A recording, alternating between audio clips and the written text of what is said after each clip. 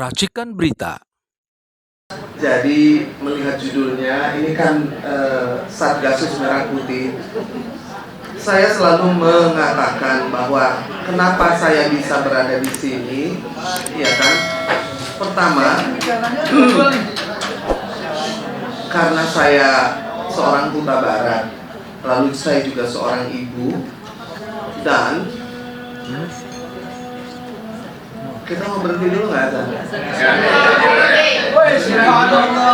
kasih banyak. Kita break azan sebentar ya. Terganggu ruh saya kalau kita ngobrol terus. Tunggu azan ya. Terima kasih. Cuma 5 menit. Mendengar tangisan dari Ibu Rosti Simanjuntak itu seperti teriris-iris hati saya, dan juga air matanya itulah menurut saya yang sudah membelah langit dan menggerakkan Satgas Surga sehingga kita berada di sini semua. Ternyata yang kita hadapi itu adalah jauh lebih besar daripada sekedar pembunuhan seorang polisi atau ajudan saja, ya kan? Dari awal sudah ada rekayasa di dalamnya, dan saya bolak-balik mengatakan bahwa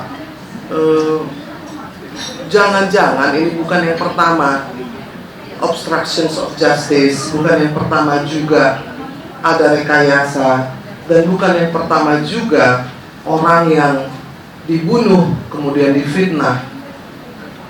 Jadi ketika ini terbuka, maka kita bisa melihat bahwa mungkin ini sudah sering dilakukan, iya kan? Ada kasus-kasus lain yang kita bisa lihat kesamaannya dari KM 50 atau Kejaksaan Agung atau juga petugas-petugas TPS yang mati sia-sia yang sampai hari ini juga masih belum jelas. Tetapi kasus ini menjadi sangat besar magnitudenya karena kemudian rekayasa itu gagal ketika seorang ibu meraung-raung meratapi dan kemudian disiarkan melalui, kita harus ingat pertama kali itu disiarkannya melalui Facebook dari Rohani Simanjuntak.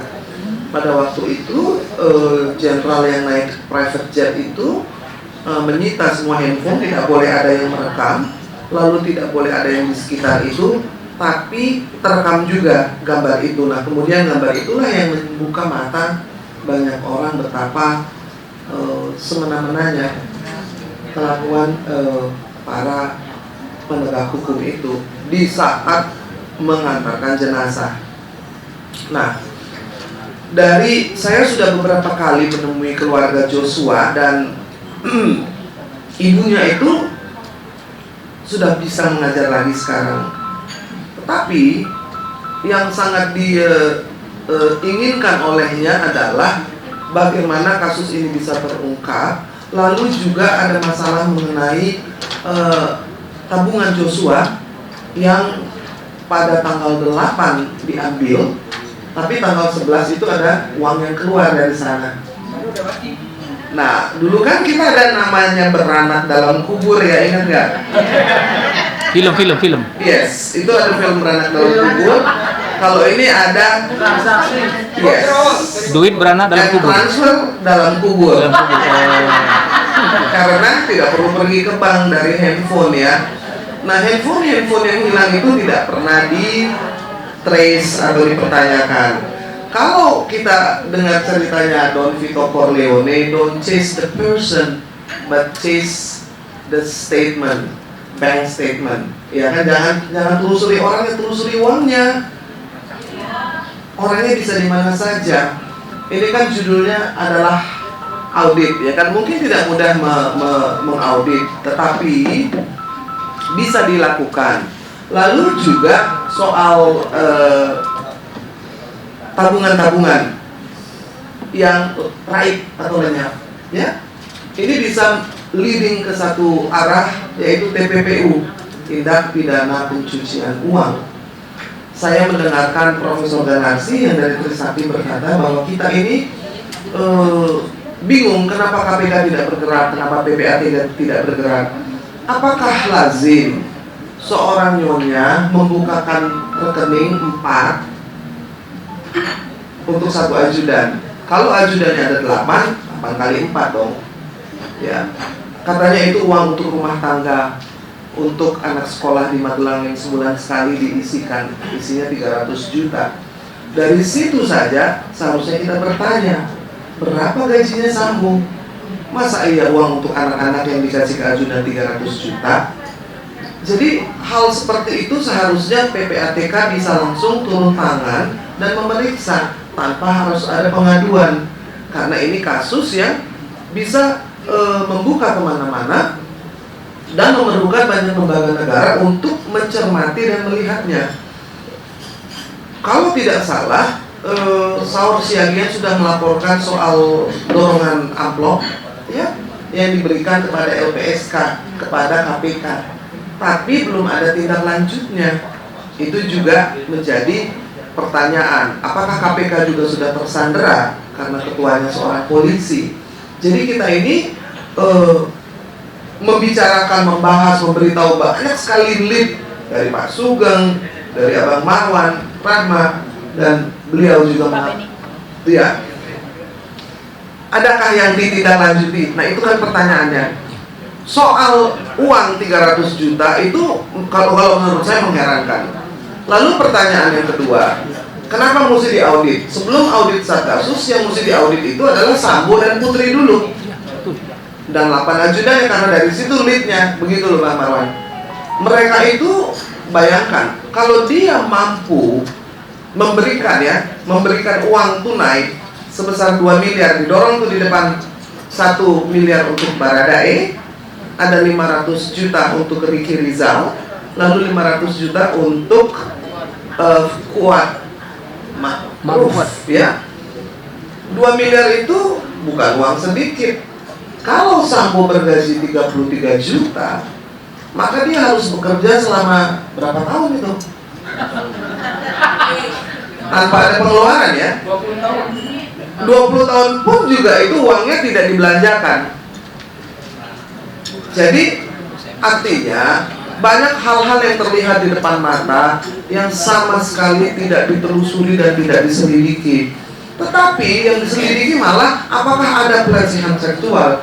Yang menurut saya, apakah ada perselingkuhan, apakah siapa tidur dengan siapa, negara ini nggak penting. Siapa mau tidur dengan siapa tidak mengganggu hidup saya. Ya, tetapi ketika penegakan hukum dan kemudian keadilan itu dilecehkan, lalu terjadi di depan mata itu rekayasa, maka kita harus berontak. Karena itu mengganggu akal sehat, mengganggu hati nurani, mengganggu ruh saya, sehingga saya itu tidak bisa tidur berminggu-minggu karena teringat akan tangisannya Ibu Joshua. Saya pikir ibu-ibu yang di sini juga mempunyai empati dan bisa merasakan kenapa sih saya akhirnya jadi di frontliner. Padahal sebetulnya saya sudah ingin bertapa di Citarum saja, di Cisanti saja, membersihkan sungai, bergaul, nanam-nanam, berkebun. Terus pagi-pagi ngeliatin ada telur ayam di balik bambu. Sehari itu saya bisa dapat telur ayam 8 loh. Dan saya itu bahagia banget, bukan soal kita bisa beli telur 8 kilo, tetapi melihat telur dari ayam sendiri yang didapat setiap hari itu menurut saya berkah. Menyenangkan. Nah, sekarang setelah kembali mengurusi urusan yang harus berhadapan dengan Dajjal ya.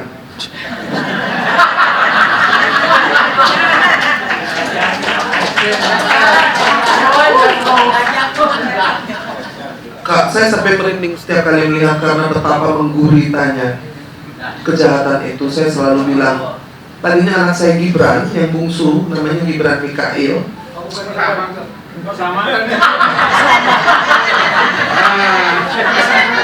Jangan salah, saya ini pengagumnya Khalil Gibran, ya kan?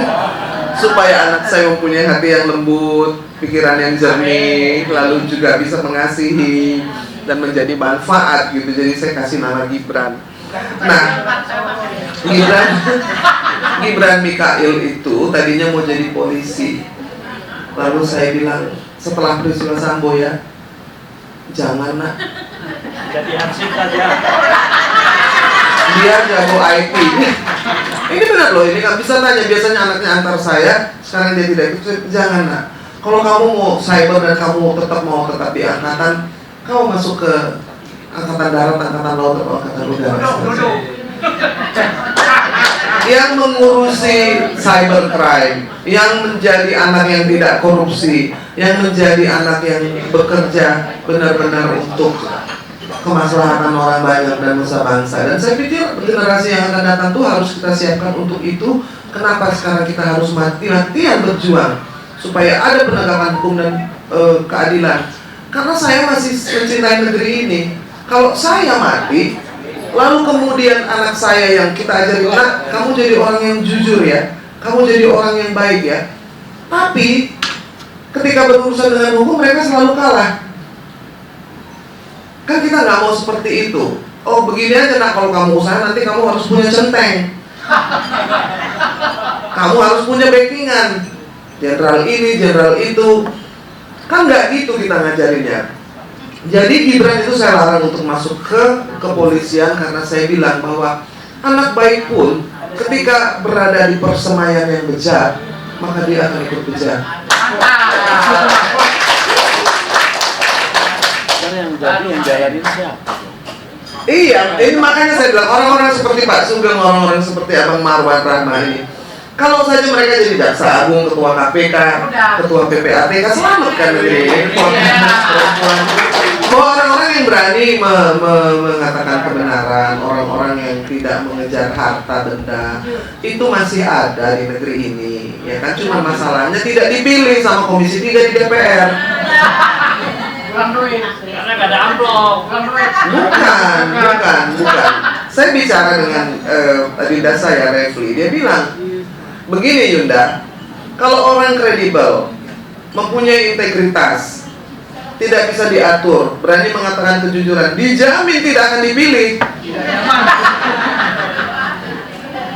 Dijamin. Jadi kriteria itu adalah kriteria yang salah. Maka saya bilang, kalau kita mau cari orang, itu bukan dengan fit and proper test, dengan apa yang ditulis di atas kertas, karena gelar saja bisa beli, ya toh? Ya dong. Mau doktor dari mana, mau apa itu bisa beli. Tetapi yang namanya integritas itu tidak bisa dibeli. Makanya kalau nanti kita bisa mengusulkan, itu ada lembaga yang namanya Integrity Checking Specialist. Pada waktu tahun 2001 saat mendirikan KPK, itu di atasnya ada Dewan Pengawas, lalu ada yang namanya lembaga yang mengadakan Integrity Checking Specialist. Seandainya Mas Sugeng ingin menjadi ketua KPK, maka kita harus tahu dari dia lahir, SD, SMP, SMA, sampai hari ini, apa saja yang sudah dia kerjakan. Diwawancara tetangganya, diwawancara mertuanya, diwawancara bekas pacarnya, dan orang-orang yang dulu pernah hidup dengannya. Gak punya. Maksud saya, integritas orang itu tidak bisa ditentukan oleh kertas dan gelar-gelar saja.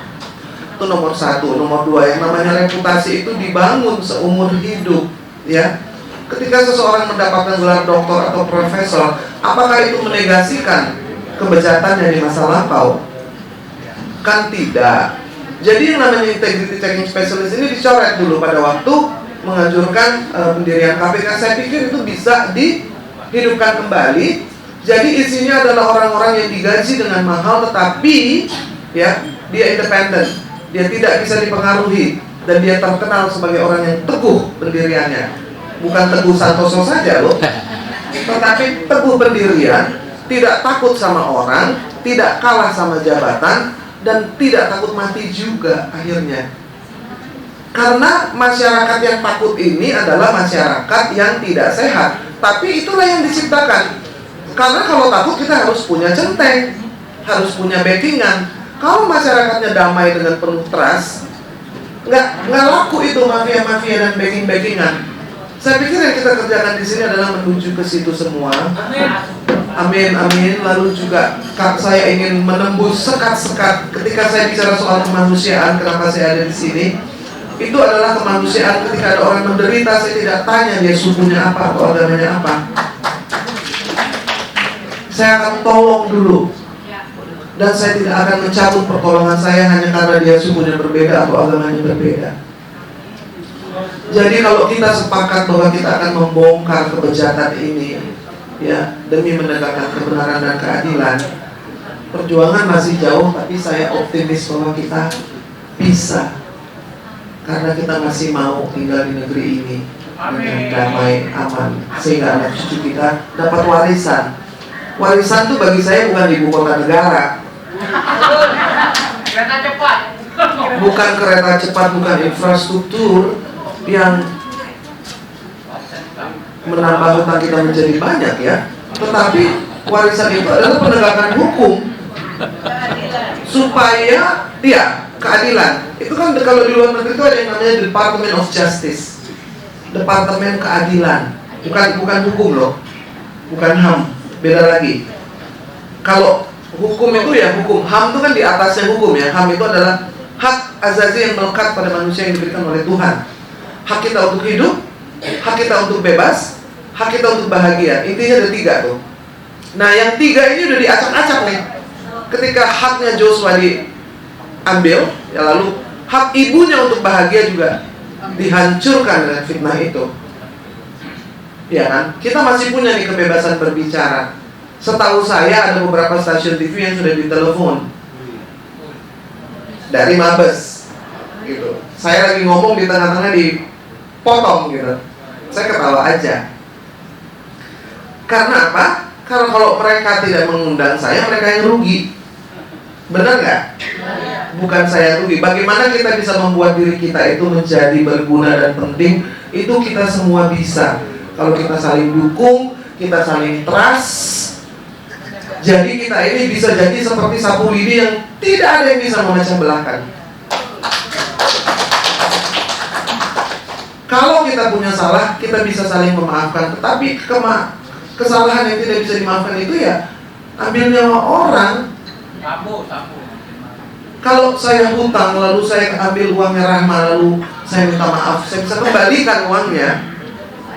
Tapi kalau hak hidup itu, saya pikir itu yang mestinya dilakukan oleh Komnas HAM dan Komnas Perempuan, mengurus hak hidup yang sudah diambil, direnggut, ya, bukan menambahkan fitnah di atas kematian itu. Saya pikir kita bisa mulai dari hal-hal mengaudit rekening, tabungan, ya Bang Maman. Karena itu jelas tindak pidana pencucian uang. Tidak mungkin ada ajudan diberikan rekening yang isinya ratusan juta. Tidak mungkin juga seorang yang bergaji 30 juta bisa nyogok bermiliar-miliar. Mulai dari yang terlihat di depan mata, kenapa itu belum diselidiki, kita bisa menanyakan hal itu.